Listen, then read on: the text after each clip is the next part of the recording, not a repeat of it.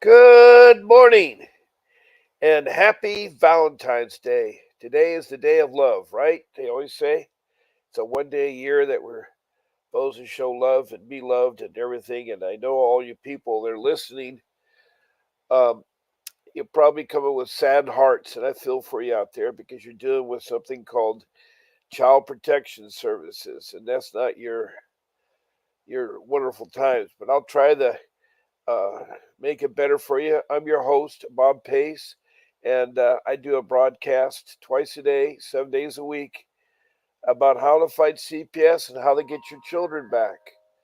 And I try to relate my own experiences that I was involved with CPS. I've been fighting CPS for 14 years now, um, and it's three of them were active when my family was torn apart and my kids were kidnapped or stolen by CPS. So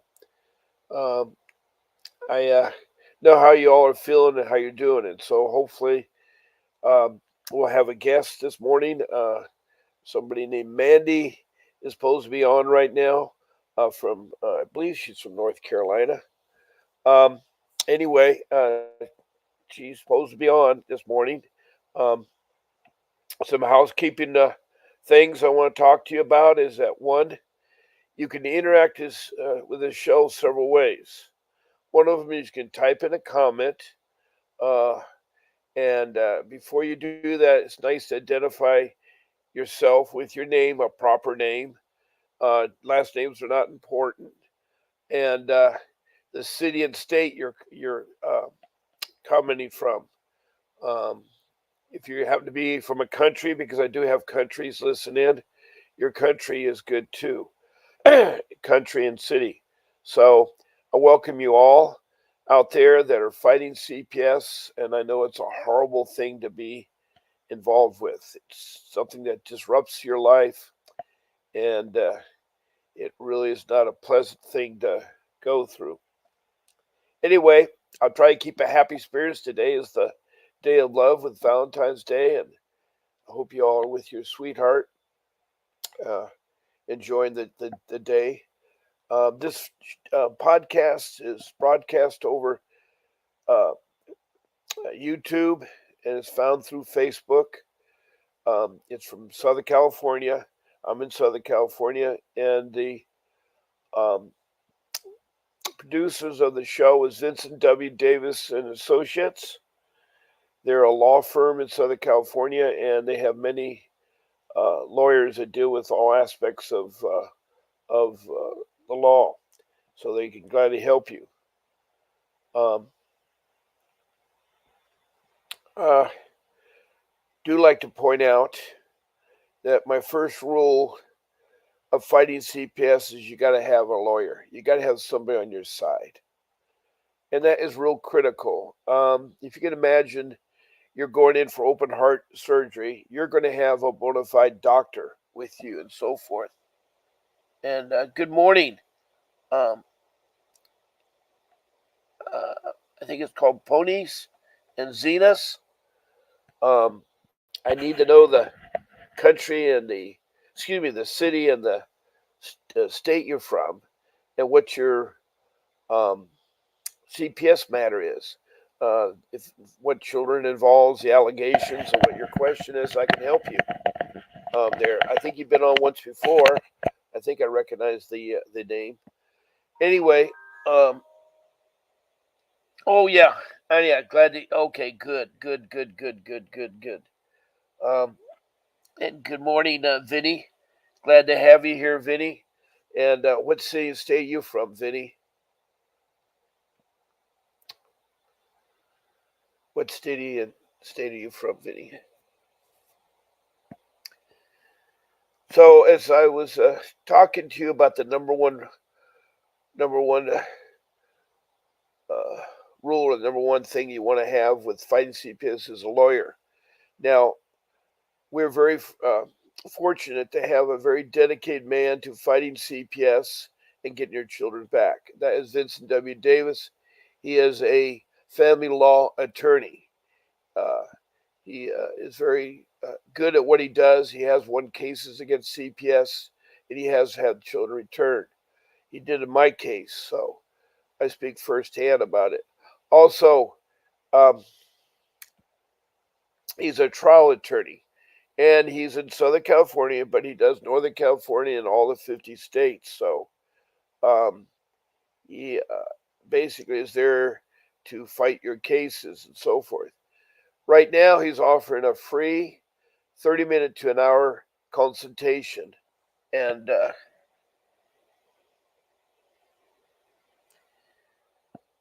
so glad to have you back, Vinny. And I can't remember the city and state you're from, Vinny. You said you're on a couple weeks ago, and glad you're back. May give an update on what's been happening with you.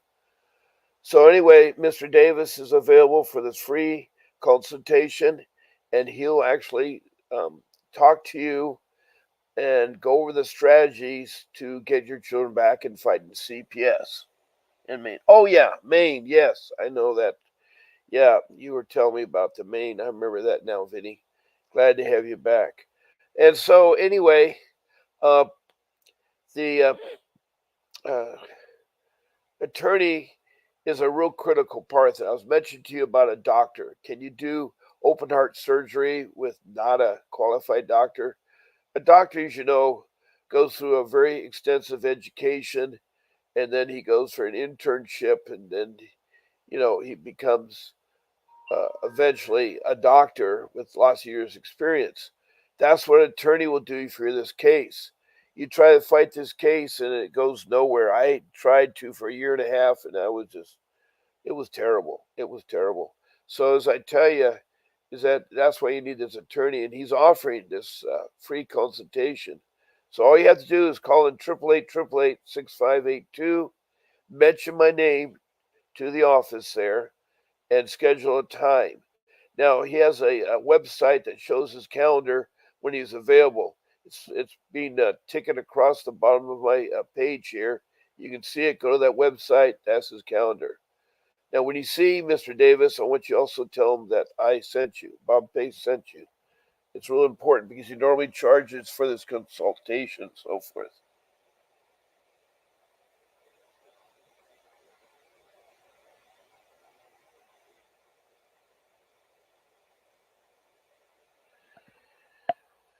Yeah, that's interesting, Vinny. They have moved it there.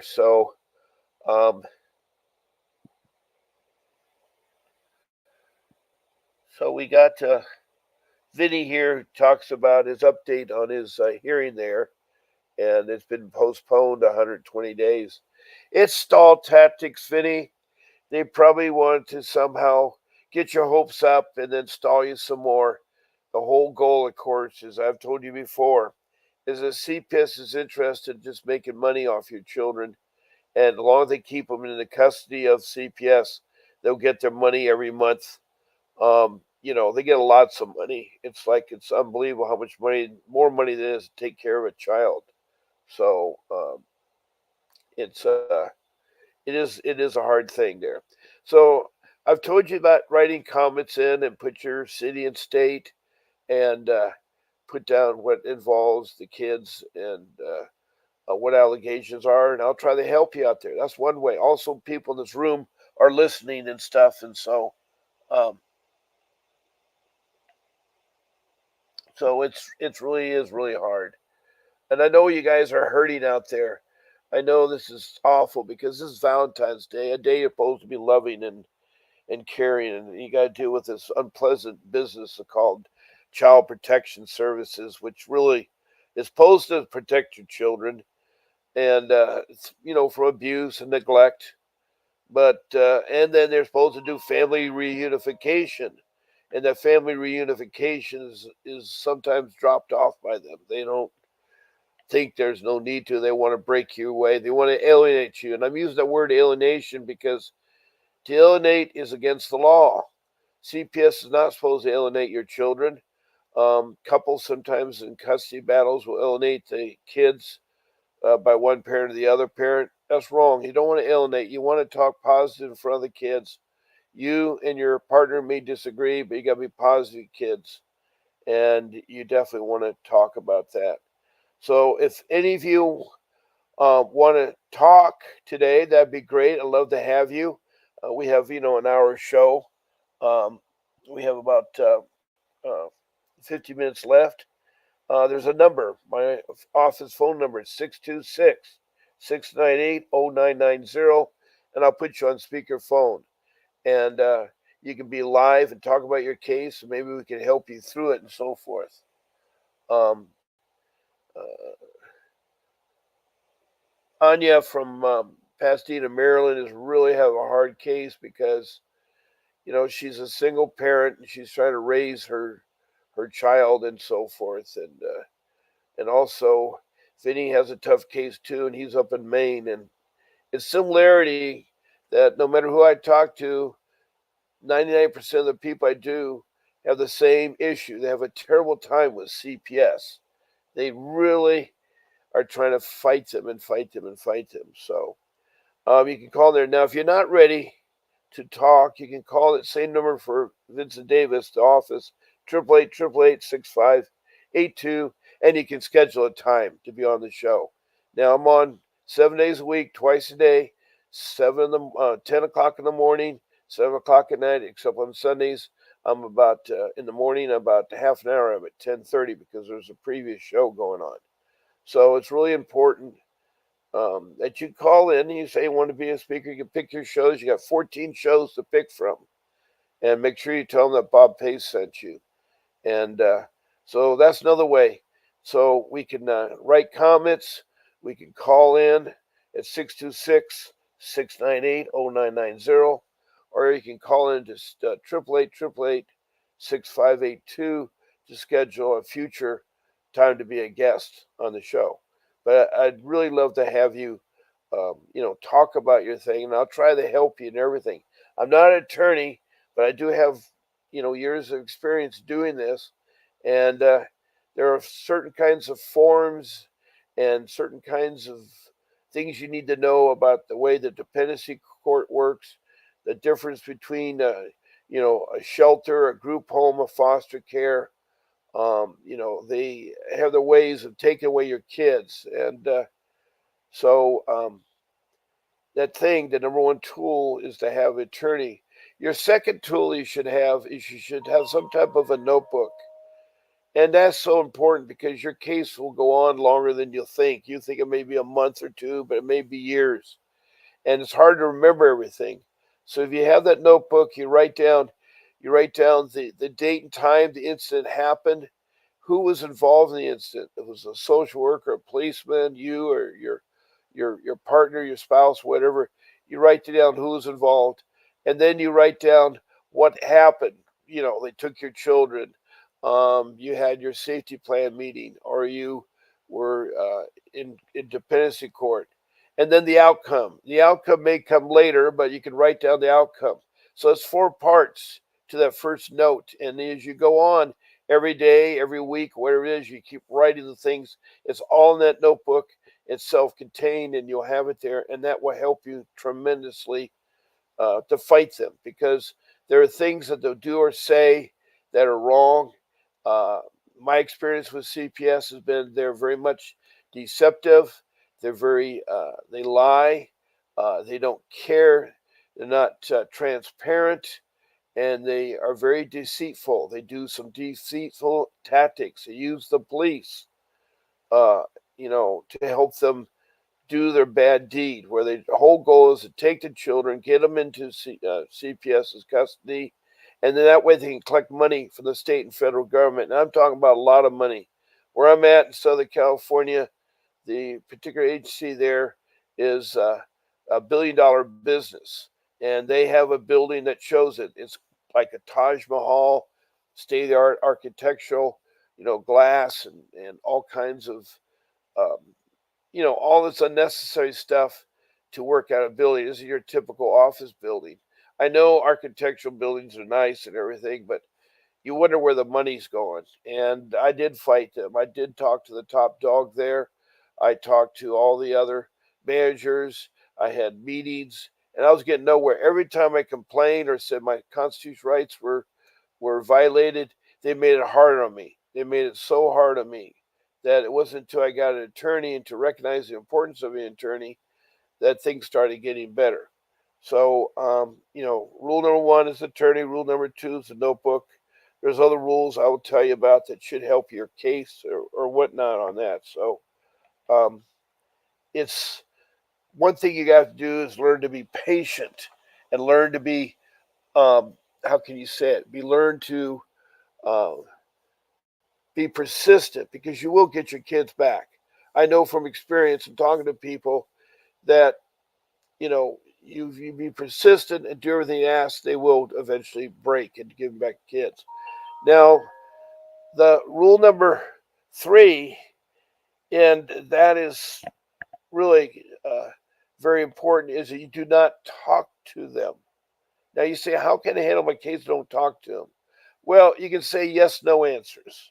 The problem is when you start talking to them, you'll say things that you may not want to say, and they'll use it against you.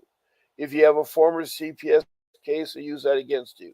If you were in foster care and later grown up as an adult, they'll use that against you.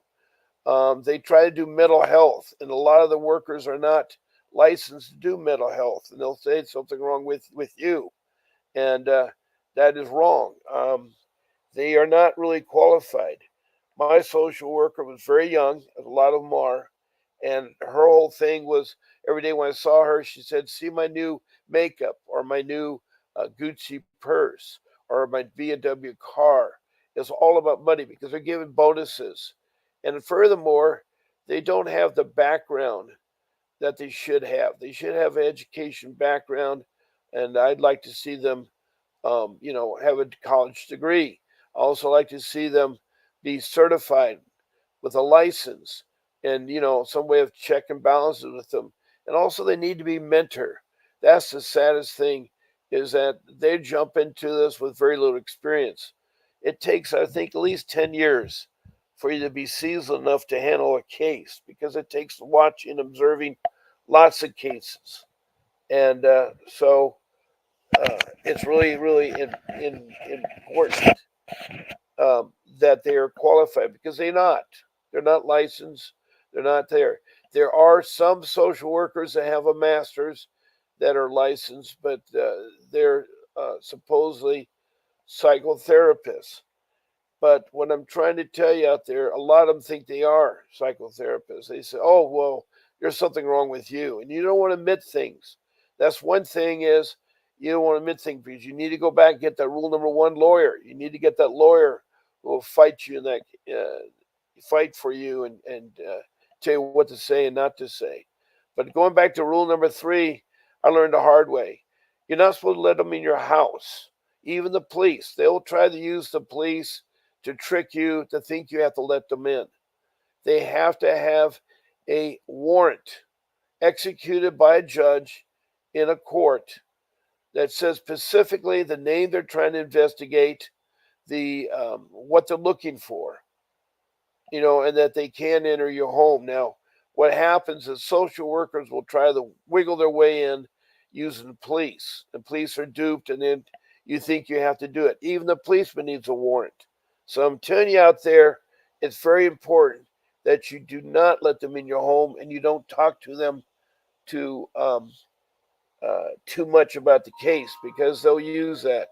It's like one of the common things is that people seem to have a lot in common is the money part of things because a lot of us are homeless or a lot of us don't have money and it's hard raising a family.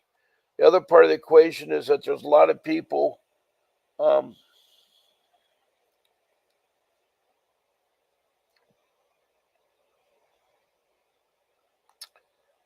yeah, here's Vinny saying that Maine got $150 million just for CPS. So it's a money thing out there and stuff like that. And then Vinny has said that CPS is corrupt in everything they're doing. I called them out. Their lies and proved. I got proof of their lies and got to love screen. Yes, you do definitely have that. And now what is Ariana saying? Ariana says These childless women are working for CPS to snatch real mothers' children is very infuriating. Yes, yes, yes, are you? They are. They're they they're dealing with your life. Your life is so important. I don't know what else to tell you, but uh, your family and your loved ones.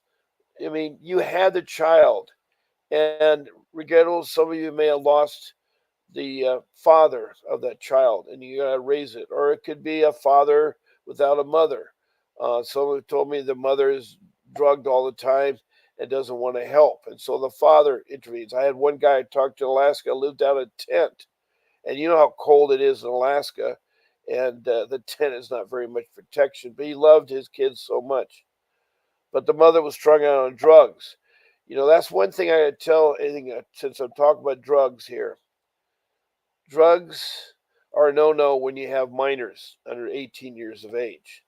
You can't do drugs, even if it's legal drugs, because like with marijuana, it isn't legal for children to smoke or eat marijuana or do anything with marijuana. So you have to understand that as a parent, you got to stay away from drugs, anything connected with drugs.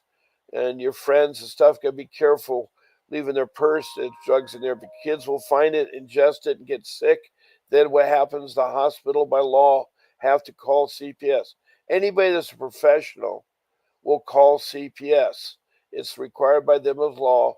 If they see some negligence or some abuse to a child, like burnt fingers, or the child has clothing that's torn or doesn't look well kept, or looks very skinny, like they're bleeding, those kinds of signs they have to call in. Now, when these are called in, they're just alleged, but CPS is going to believe they're true until you've proven that you're not guilty. It's a lot different. Every other court of law, you're charged with something, you're innocent till you're proven guilty.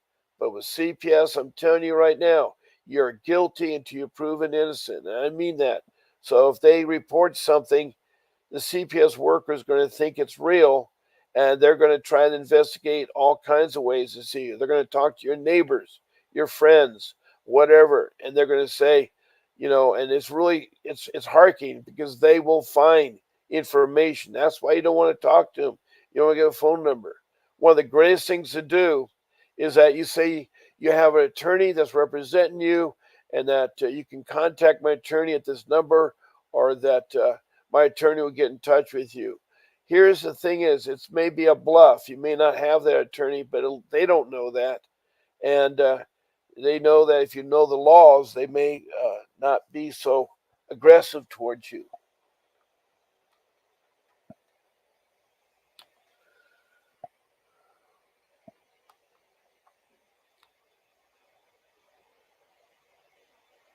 Um, the I can only put um, uh, Ariana. I can only put one message up on the board. I can't put all the comments all at once. So it's kind of like when one person comments. Um, but I tell you, uh, you know, I'm pretty much repeating everything people are saying. You know, Vinny's been talking about his case in Maine, and you've been talking about your case in Maryland. And if either you or Vinny want to call in right now and talk, I'd love to have you talk. It's 626 698 0990. And you can talk and tell me your story or what needs to be done there, or anything on there. Um, uh, so what has been said so far this morning is that Vinny's plan has been delayed. 120 days. Um, there still has visits with his kids. He says his 50 million just last year was spent in Maine on 150 million in Maine in CPS cases. And Ariana is discussing how the CPS workers are so corrupt and stealing their children. This is typical of all you listeners out here, because I love to hear good stories. I love to hear that CPS is doing something, but there's only been 2 occasions and over 100 times with people I heard anything that it does work. Um, So I've talked about three rules already there. I've told you that we have offered you a free legal advice. You can call in or text comments. Um, so uh,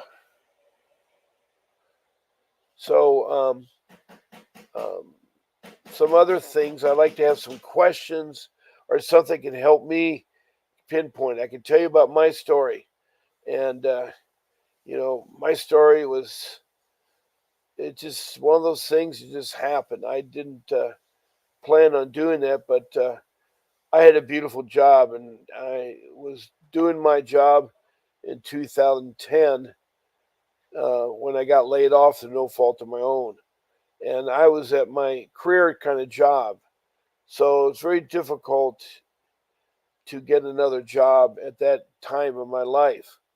And so I was out there looking for work. But also, when you don't have income, you have to kind of like cut back things. And I lived in a very nice home, but I had this perfect storm brewing. Unbeknownst to me, in 2007, banks were failing, and I was given a predatory loan. Now, a predatory loan is a loan that they qualify you for a certain amount of money, and they doctor your documents. They increase your income. They do things illegally.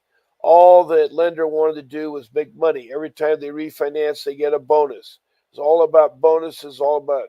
And the guy that gave me my loan, he's still working as a lender, still doing bad, evil things. So I did fight a lawsuit. I did win a lawsuit against a lender, but it was chump change. It was like $5,000, and that got quick.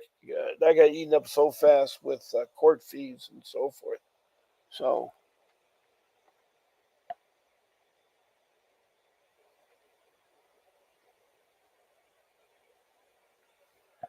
well, I don't understand, Ariana, because I've not been on your side of the fence. I don't know what you've seen, but I know that we've had as many as 9 people in this room. We have already 6 emotes that people have given in here, and I have this window that shows comments from people, um, and so I don't know what you see there, but I'm pretty sure when I've done comments, you can usually see them because I've done comments on YouTube videos too. So I don't know what is why you can't see the comments because you should see all the comments from everybody. I'm getting tangled up in my wires here. Hold on a second here. Ah, boy.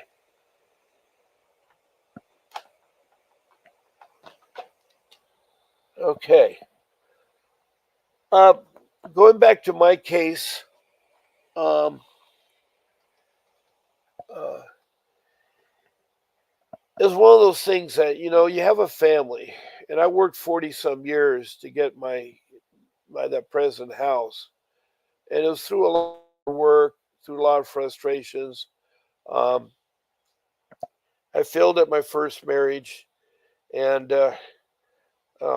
I'm still probably hurting from there because I lost a child, my firstborn, and she's still alive. But I mean by loss, and her mother uh, made a threatened gesture that you'll never see your child again, and she's proved it true. I've tried since she's 18 to contact her. I have followed her and stuff, but she's now 32 years old, and she'll be 33 soon, and I've yet to have touch with her. I know she's married, and she works as a school teacher, but I don't know if she has any children, my first grandchildren. But um, it's a hard thing when a marriage fails. And no, CPS was not involved in that time. I really surprised they weren't, um, because my first wife was using a lot of vindictive measures, and it's wrong because that child was taken from me at age 3, and that's a hard thing when a child is taken away from you, and especially her last words is, "I love you, Daddy. Don't go, don't go." And it was really my last visit with my daughter, and it was a custody battle, and it's very foolish ones for you that you know think it's better to do a private courtroom, paying for a, a clerk and paying for a judge and paying for all the things to go with a private case isn't good. I was talked into that because they want to use my money. It cost me over $1 million on my first marriage in legal fees. I lost a lot of money. I lost my dream home in the islands, and you lose your wife too. That was hard for me to take too. It was one of those things. And to this date, I'm still confused of why she wanted to break up. So anyway, fortunately, I met someone, um, that I fell in love with, and we had a relationship for some time, about 5 years before we got married and started having kids. Little did I know that the future would be happening to me where CPS would get involved. And how they got involved was a horrible way to do it. They, my family, my wife's family, who I enjoyed, I tried to treat them nice, took them to nice meals and stuff. They never really liked me and didn't want their daughter to go away from where they were living, and didn't want her to be married. And so they've been trying for 30 some years to alienate us from our children and everything like that. And so um, me and my second wife, we have three beautiful children. And um, over the time, we would let one of our children see their grandparents. And we let a previous child do too. We have two kinds of families. We have an older group of kids and a younger group of kids. And my wife had two kids, and I had one, so that was three. And those three are old enough. But um, that was really wonderful because we started to have a relationship. She had a daughter at 5, and she came to me, and so it wasn't replacing my first family, but it was something that was beautiful. And this being the day, today is my anniversary with my second wife, and it's hard. It's hard. We've had so many ups and downs, and it seems like we have nothing but downs lately. Um, I still have not recovered from the social services that end up. I had to get rid of my house to get money to hire an attorney. I had so many heartaches and so forth. And age is a hard factor because that was working against me. I don't feel old. I don't act old. I don't think I look old. But people my age are, I guess, have to be recertified. There's one of the politicians that says that old people have to be recertified at 75. And I'm sitting there going, recertified? How is that wrong? Because we're old. I mean, whether I'm 20 or 75, does it make a difference if my heart is still a good heart and I love family and I love people and stuff? And so it really is really kind of hard. Um, but anyway, this case of mine was getting out of hand when I lost my job because word got back to the family members that, oh, he lost his job and now he's taking away some of the things he used to have. I used to buy Disneyland passes every year, and they're like $2,500 a pop now, and with a family of six, that's a lot of money. Um, you know, for to take your children to Disneyland, and so I stopped doing that when I lost my job. I cut back the sodas, the chips, the cookies, things that were not necessary for you to live. And I think the sodas and cookies are good because sugar is bad for you, and the soda and the cookies had a lot of sugar, and uh, that was a positive thing if you want to call anything positive. But anyway, I did that because I was out looking for work. I was determined to find work, but every couple of months there'd be a complaint issued by my wife's family side that said, oh, they weren't paying electricity, the kids were in the dark, they weren't paying water, they had no water to drink, they had no food to eat, they were not well dressed, they didn't go to school. All these allegations, and it's sad because I think allegations should be made in writing and signed by the person that makes it. That way, it's very legit. Most people are not going to sign things that are fake or sign the name because what they're doing, they're opening themselves up to a lawsuit. You don't want to say something isn't true. You don't want to use CPS as an avenue to make it worse for you. Now, um, some of you may not have that problem. Some of you may have a problem because you're homeless, you don't have a home for your kids, or your partner walked out on you or wants something to do with it. That is so tough, and I admire women. Ariana's like that. She is a single mom and trying to do her case involved. Her allegation was she wasn't supervising her kid. She wasn't supervising a kid, and own family members called her on that, and so they're investigating her. And now the social workers tell that she has mental problems, and the social worker is not even a therapist. And so it is hard because my case, really, and when it really happened, it was in 2015, 5 years later after no work. And what was brewing at the time with me by perfect storm is that I had a predatory loan. I lost half of my retirement. I'd worked 40 years and lost half my retirement. And with the predatory loan, then getting laid off through no fault of my own. State of California was bankrupt in 2010 or going bankrupt. And I worked in construction. I had public works contracts. They wrote me IOUs for public contracts are awarded, but we couldn't start without the money. And it was a sad thing because I went to the same banks and asked for credit lines. No, we're not doing. We're too tight in. We're too easy. So I couldn't get any money to start. So that's why I lost that job. And then 5 years later, the social workers decided to use the police department. And meanwhile, my parents were dying, and that was a hard thing to do. When your parents die, that's the most heartbreaking thing you can ever go through in life.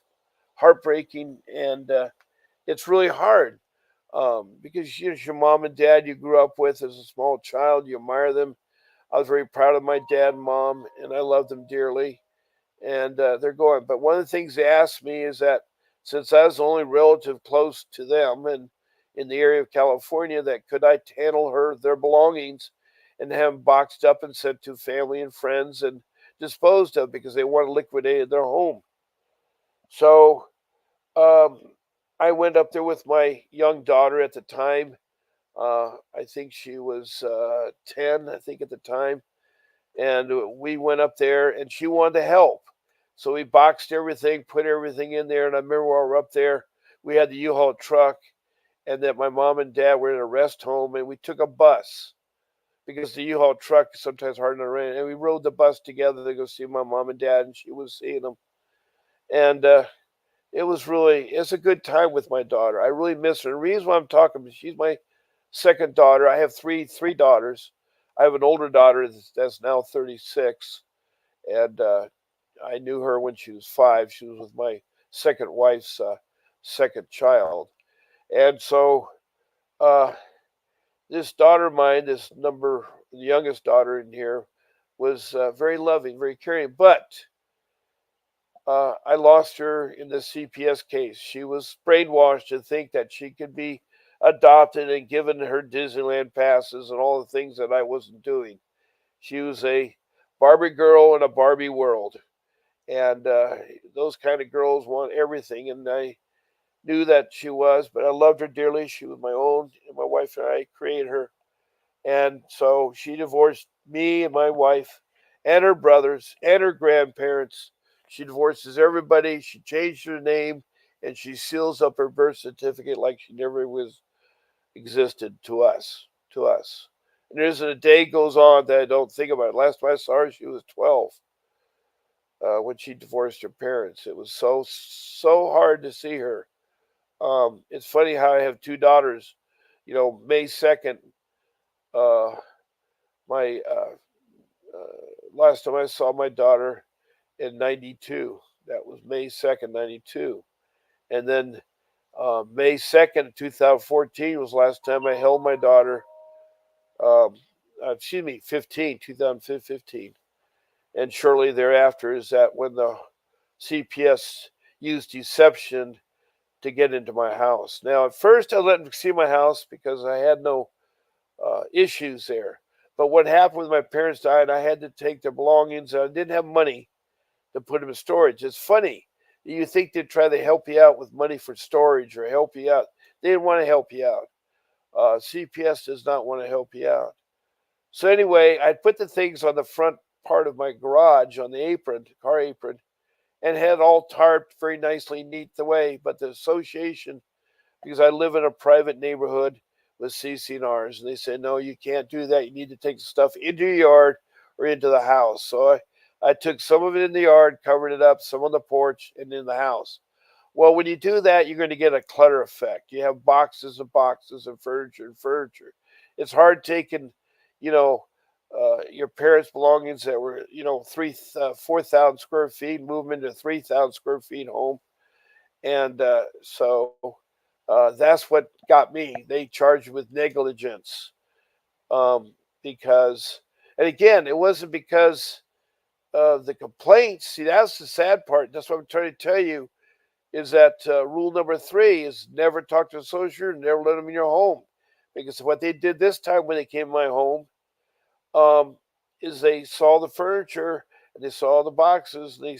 They acted like those boxes would become alive and go upstairs and attack my kids. Each of them had their own bedrooms. There's a big stairway, high vaulted ceilings, and they thought the boxes or the furniture would have legs to walk up there and attack my kids. That's how stupid it was. But they thought it was extreme enough to take my kids the day that happened. That was a terrible day that it happened.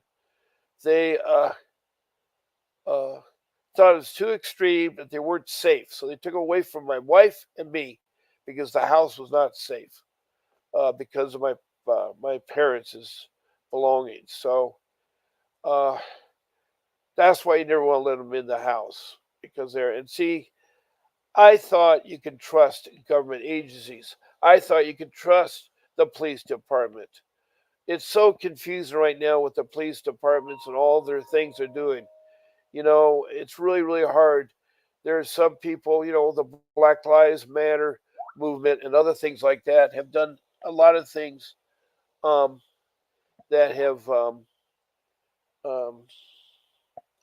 done the harm the cultures in our country. We have a land of immigrants. We're all immigrants, including the Native American Indian. They're the first immigrants, and they came via the land bridge off Alaska, settled in Canada, North America, and settled down in South America, and mixed with the Spanish that were exploring down in South America. And then you had people come over from Africa via the Raw expeditions that came to South America. Then you had the Kontiki expeditions where people from South America settled in the Polynesian. So that's how people were migrating back at that time. So we are a land of immigrants. And um, um, as I say, Native American Indians, and I'm going to talk a bit about the ICWA, the Indian Child Welfare Act, something that you may or may not know about. But uh, we have now an influx of a lot of immigrants, and right now we have no control. And so it's impacting social services and CPS because what's happened now is that they have to give food and medical and free schooling and housing and shelter and clothing, and so they give all this stuff and medical. They're giving so much to these new people, and there's no control over it. It used to be in the old days. I think they had a thing called Ellis Island, and the people from Europe would come over there and they would stay first at Ellis Island until they learned the language, took a class in government, took a class in U.S. history, and um, you know, learned to be a U.S. citizen. Then went out and tried to get jobs and try to get land. They're exploring it. The Irish had a big immigration because of the potato famine and because of persecution. So it wasn't because of color or race. It had a lot of variables in there. We were settling North America because of religious um, persecution, and we want to a better place to live. So that's why he left England and so forth. But one thing that CPS is supposed to do is supposed to protect our children and do family reconfiguration, but they're not doing so. Um, there are bad cases and horror stories where families are upset with a child crying, they throw the child against the wall, or they take a mother tries to teach a child not to touch the stove, and so she reduces him to the heat by taking his fingers to the flame. Those kinds of things are incorrect, should not be done. And there's careless actions, things like with drugs and stuff. So there are horror stories out there. We do need CPS, and we do need to but we need to fight them because they've gotten out of hand now. They're gotten so out of hand. The guy up in Maine can't see his children. When you have your children taken away from you because it's extreme. And in my case, I was stopped by a policeman in black and white because he had told me, and I found out later that this detective had followed me from my child's school where I picked up the kids, and he was in a unmarked car. That's why he flagged ahead to have me pulled over. And when the officer came, the black and white officer came, and he said that I asked him, I said, "What can he do for you?" And he said, "Did you know he ran a stop sign?" And I looked at him and said, "Stop sign? There's been three lights. The only stop sign I remember is right when I left school." And I do the 1, 2, 3,000 count. So I knew I had stopped. But it was a ruse. It was a ruse they're using to try to force me to get back to my home. And he says, "Well," and I should have asked at that time I knew the law, "Can you write me a ticket and I'll deal with that in court?" Instead, he walks back. He says, "I got somebody who wants to talk to you." Here's this guy, a detective in combat gear, very threatening looking, and he wanted to talk to me. And he said, "You're going to follow me to your home. We need to see your home." I said, "Why? What did I do?" He wouldn't tell me. There's a constitutional right. There's that 14th Amendment. You need to look at that 14th Amendment. It isn't all about Donald Trump and his resurrection. It's about other things, your rights.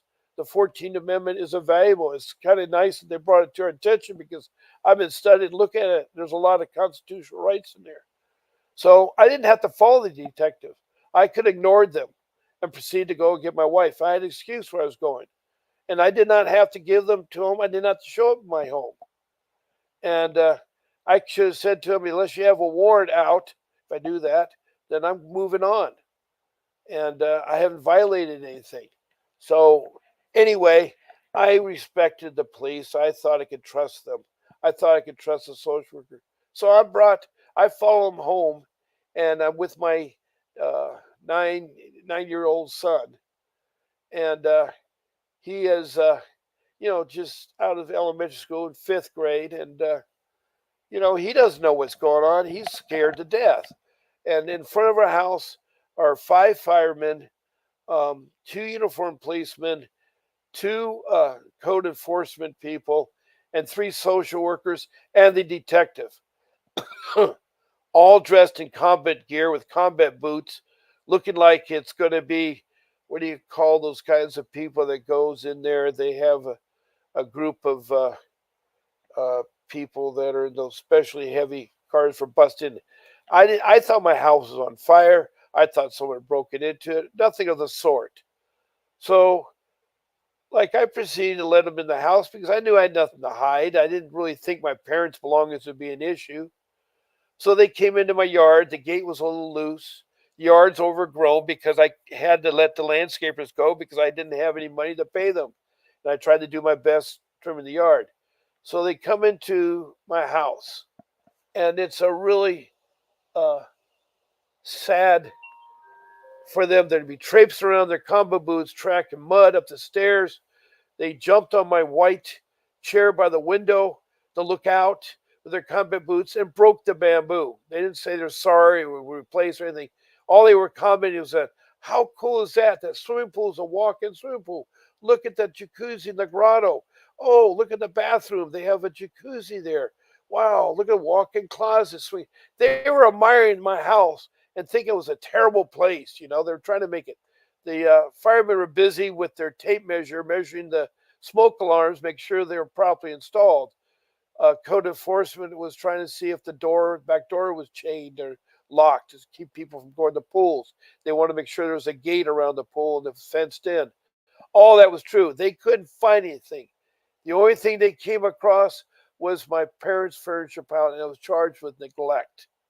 3 counts of neglect. Oh, they throw in things called 3 counts of sex. They didn't tell you what kind of sex it was, or they didn't ask to see my computer. They didn't fire anything. And then they took my children. They took my children. They took our children. And they had no grounds to do so. They didn't have a court order. And where did they put them? They put them in a shelter. They put them in a shelter uh, that was next to a prison and right across from the dependency court that was clean, dirty. It was not clean, it was dirty, it was overcrowded, and the play area was a bee infested beehives where my kids could have got stung. And the food they tried to eat was terrible. That night, I went and saw them right away because I know how much they're upset. We as parents went to go visit our children, and we were allowed to see them for a quick visit, because they weren't told anything. CPS was already trying to alienate them and say their parents are bad and bad. Why? They used poor judgment on his dad and mom's furniture. Oh my goodness! And all those allegations that my wife's family made, it was terrible. It was a nightmare and a half. And uh, I do want to mention that tool number one is that um, we need to have an attorney, and that's something I wish I had from day one.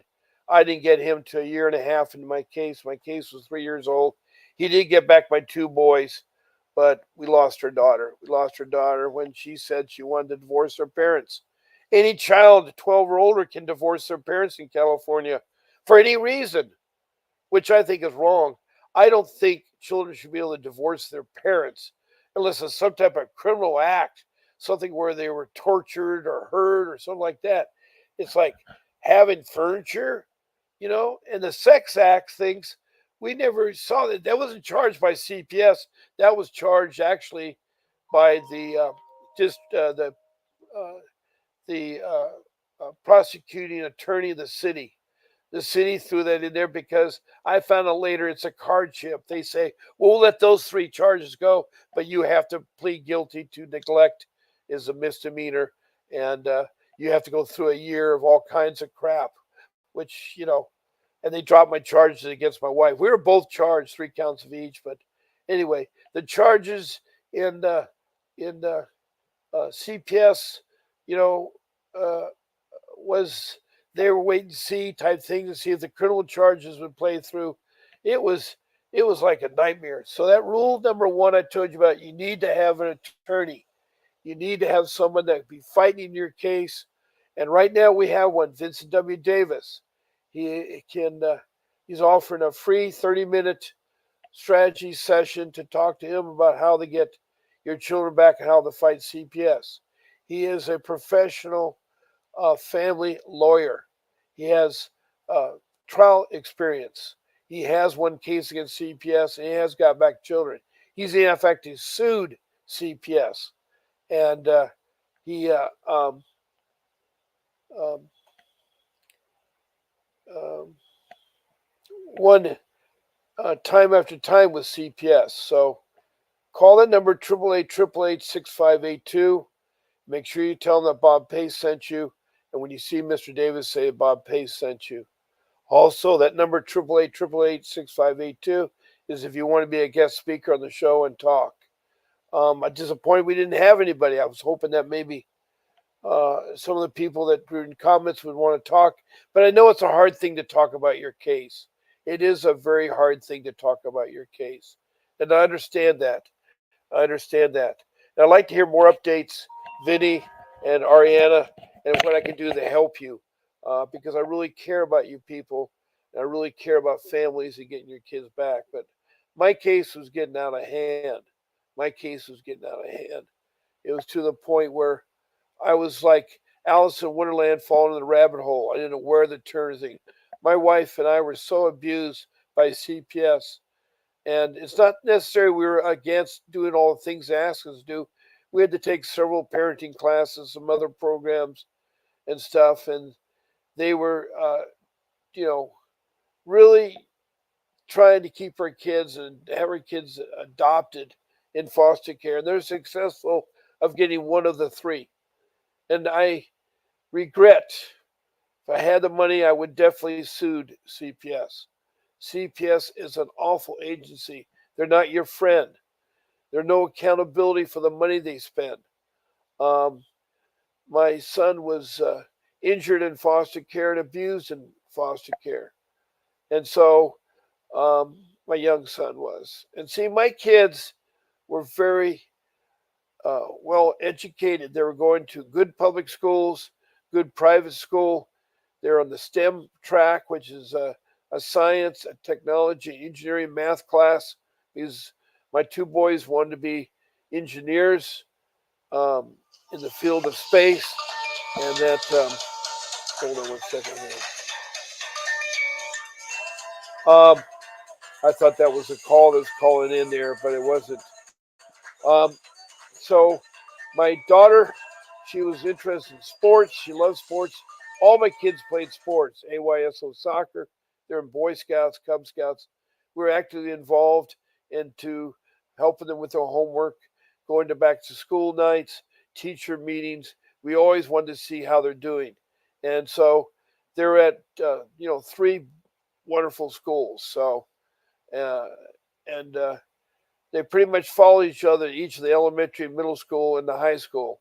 The only difference is when her daughter was taken out, she was in middle school, and when she was adopted foster care, they put her in to other schools, and she bounced around a lot. They try to make her think that their parents were the ones who were at fault. They were bad parents, and one thing they did discover is something called that is argument. You should never argue with your with your other half in front of the kids. That's a no-no, and I'm really going to tell you that it's very important that you don't do verbal arguments. And our arguments were sometimes brutal, and I agree it was wrong to do that. From the kids were hurt; they will be hurt by that. You should do a timeout. You give your kids timeout all the time, but you as parents should do a timeout. This could be also true at work. If you and your boss are arguing about something, to do a timeout. Anytime there's a heated action, if you're on the streets and you're arguing with somebody, you're arguing with a car or something, do a timeout.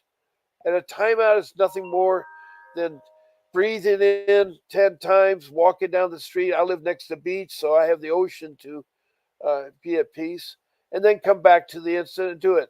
They do timeouts in sporting events, and it's basically to get a second wind, to look at things, to calm down. People sometimes need to calm down no matter what they're doing at work or at family. So they will charge you with verbal abuse, with your children. It's wrong. You should not do that in front of, and CPS will write up a letter about that and so forth. Um, it's getting close to about a minute left of my showtime here. I hope you all come back again tonight at 7 o'clock, and I hope some of you do talk as a guest. We had Mandy from North Carolina scheduled to talk today, but she had internet problems. It seems like there's a lot of that going on. So um, I want to thank you all for listening. I didn't really get to talk too much about ICWA, or there's a petition 388, or there's the PSA agreement that CPS uses. There's lots of things in there. Be heads up, do those three rules. Get an attorney, get your notebook, and three, do not talk to social services, and don't let them in your home. Those are three important things you need to fight CPS, and you will win. If you stick with it, you will win. It will take time and over in time. And I hope that you contact our attorney, Vincent W. Davis, at 888-888-6582 and schedule that free consultation session with him to talk about the strategies of fighting CPS and getting your children back. And it's important that you tell the office that Bob Pace sent you, and you tell Mr. Davis that Bob Pace sent you. So I wanted to go ahead and sign off. I want you all to wish you a very successful new year, and I hope the new year will bring you much happiness. Again, happy Valentine's Day to all of you out there. Show a lot of love today. And um, I will, God bless you all. And this is Bob Pace signing off. See you tonight.